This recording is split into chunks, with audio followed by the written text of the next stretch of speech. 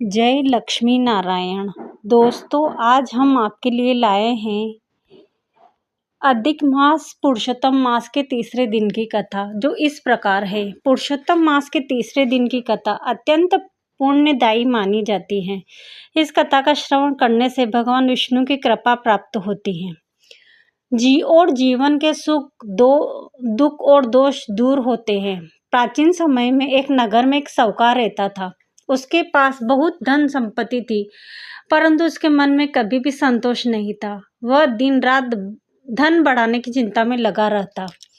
उसके घर में सब प्रकार का वैभव था, लेकिन परिवार में शांति नहीं थी। उसके पुत्र आपस में झगड़ते रहते और घर में कलेश बना रहता। साहूकार की पत्नी बहुत धर्मपरायण थी। वह प्रतिदिन भगवान विष्णु की पूजा करती और दान पुण्य में विश्वास रखती थी।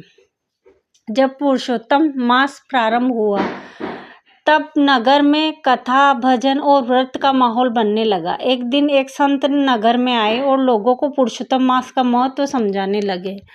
साहूकार की पत्नी भी कथा सुनने गई। संत ने कहा, इस पवित्र मास में जो मनुष्य श्रद्धा से भगवान विष्णु का स्मरण करता है, दान देता है, व्रत रखता है और कथा सुनता है, उसके सभी पाप नष्ट हो जाते हैं और घर में सुख समृद्धि आती है।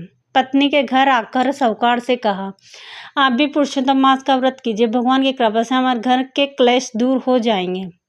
साहूकार हंसकर बोला, धन से ही सब कुछ मिलता है, इस व्रत और कथाओं से क्या होगा।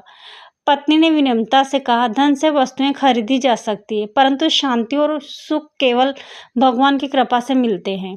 पत्नी की बात सुनकर साहूकार के मन में बैठ गई। अगले दिन वह संत के पास गया और उनसे पुरुषोत्तम मास का व्रत करने की विधि पूछी। संत ने उसे प्रातः स्नान, भगवान विष्णु की पूजा, तुलसी अर्पण, गरीबों को दान और कथा श्रवण का नियम बताया।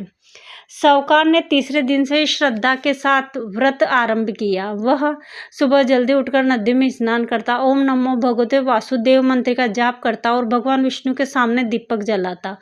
उसने गरीबों को अन्न और वस्त्र दान देना भी शुरू किया। धीरे धीरे उसके मन का वातावरण बदलने लगा। परिवार के झगड़े समाप्त होने लगे, घर में प्रेम बढ़ने लगा। साहूकार के मन भी संतोष आने लगा। अब उसे केवल धर्म कमाने की चिंता नहीं रहती, वह भगवान की भक्ति में आनंद अनुभव करने लगा। मास समाप्त होने पर उसके ब्राह्मणों को भोजन कराया, श्रद्धा और से दान दिया। उसी रात भगवान विष्णु ने स्वप्न में दर्शन दिए और कहा, हे भक्त, पुरुषोत्तम मास में सच्चे मन से की गई भक्ति कभी व्यर्थ नहीं जाती। तुमने श्रद्धा से व्रत और सेवा की, इसलिए तुम्हारे घर में सदैव सुख और शांति बनी रहेगी। उस दिन के बाद साहूकार का जीवन बदल गया। वह धर्म और दया के मार्ग पर चलने लगा। उसका परिवार सुखपूर्वक रहने लगा। इस कथा से यह शिक्षा मिलती है कि पुरुषोत्तम मास में की गई भक्ति, दान और व्रत मनुष्य के केवल को जीवन को बदल सकते हैं। केवल धन ही नहीं सुख नहीं देता, बल्कि भगवान की कृपा और मन की शांति ही सच्चा सुख है। तीसरा अध्याय समाप्त।